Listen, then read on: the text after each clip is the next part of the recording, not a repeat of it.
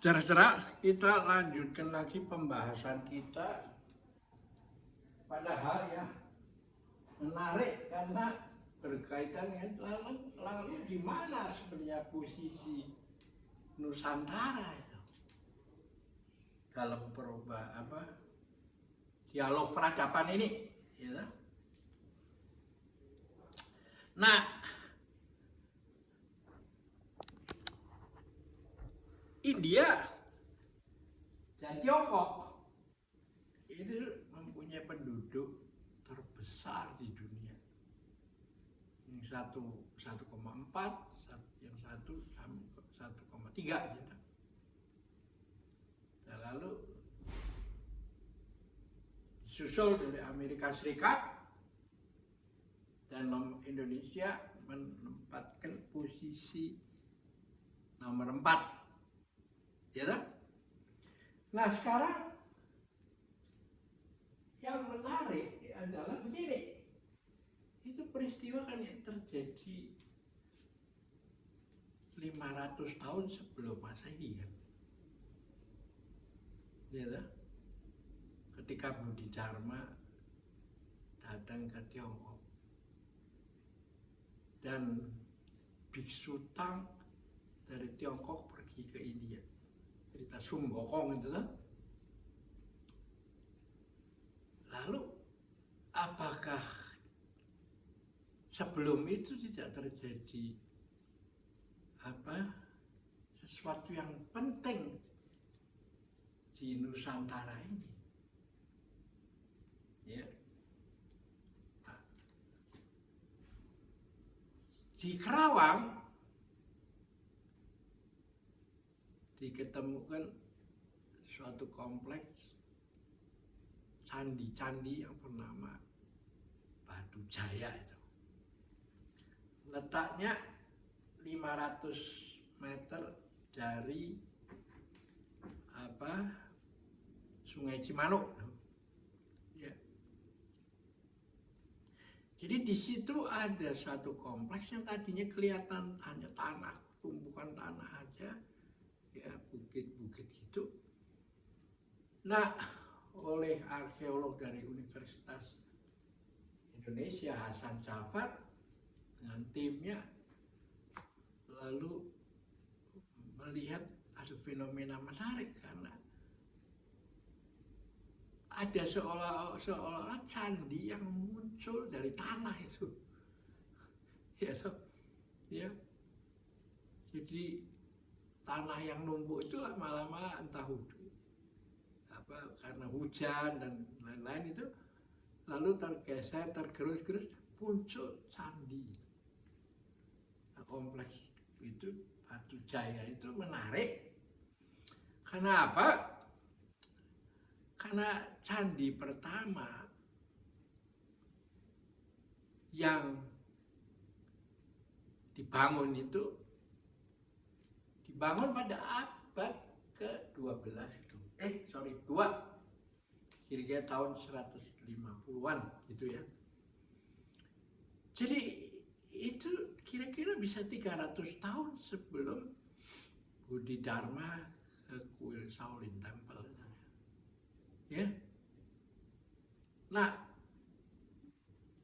candi-candi itu kompleksnya besar, Anda bisa lihat di YouTube, gampang zaman sekarang, klik udah tahu semua. Nah, yang menarik di situ apa? Candi itu bukan terbuat daripada batu hitam seperti Prambanan dan Borobudur, tapi terbuat dari batu bata, yaitu tanah yang diproses itu, ya. Dan batu bata itu persis ada juga di Nalanda di India itu, ya. Anda juga bisa lihat di YouTube Candi Nalanda itu, ya. Perguruan tinggi Nalanda di India, ya. Nah, barang-barang kuno, artefak yang ditemukan di candi itu adalah 2 macam, dari India dan dari Tiongkok gitu. Jadi berarti bukan hanya melalui jalan sutra saja. Ini terjadi pergerakan dari India ke Cina dan lalu kemana-mana, ada ke Asia Tengah, Tibet dan sebagainya itu sampai ke Jepang. Tapi ini melalui jalan rempah itu.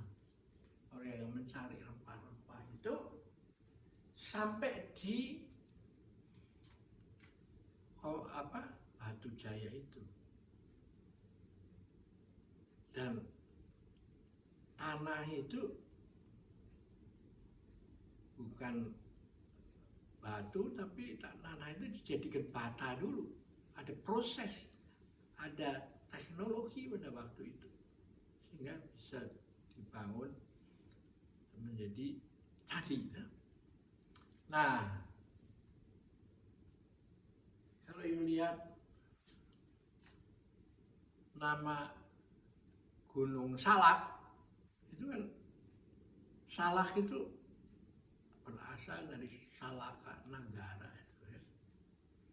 Jadi ada kaitannya itu semua. Nah, inilah menurut saya menjadi penting kalau kita mau membahas perdamaian dunia itu. Kita tidak bisa mempercayakan pada masa depan dan melupakan masa lalu. Ya. Dengan pengaruh sains dan teknologi tanpa memperhatikan budaya di masa lalu itu. Ya. Nah, misalnya negara yang memakai itu adalah Amerika, di mana dia datang di satu tempat dan dia dengan konsep E pluribus unum, berbeda-beda menjadi satu, yaitu bangsa Amerika yang disebut dengan bangsa unggul dengan bantuan sains dan teknologi. Sains dan teknologi ini ingin menjadikan titik lebur, melting pot daripada perbedaan budaya itu. Ya. Beda dengan Eropa. Eropa memang negara dengan suku-suku atau etnis masing-masing, Jerman segala Prancis, Belanda lalu mereka melalui berkali-kali perang dunia 1 dan 2 gitu. Akhirnya sampai kepada membentuk masyarakat ekonomi Eropa ya, EU, European Union gitu. Kalau Amerika adalah orang-orang Eropa yang datang ke Amerika dan mendirikan negara baru. Dan konsepnya melting pot. Tapi yang terjadi sekarang harus diakui bahwa harus tetap menerima perbedaan. Ya. Nah, inilah menariknya konsep Bhinneka Tunggal Ika dari Indonesia itu. Ya. Dari Nusantara ini. Ya. Bhinneka Tunggal Ika itu di dalam perbedaan, aku menjadi kami, kamu menjadi kalian, dia menjadi mereka, ada suatu konsep kita itu. Bukan the fittest yang menguasai, tapi orang yang bisa membawa unity in diversity. Dan karena itu pidato yang menggelagar disampaikan oleh Bung Karno pada tahun 1960 to build the world anew di PBB itu kini mulai dihargai oleh menjadi milik dunia itu. Ya, oke, kita akhirin dulu dari sini. Nanti lanjutkan lagi pertemuan serial ini. Masih ada cerita menarik. Kalau saya bumbuin nanti dengan cerita silat, ya. Oke.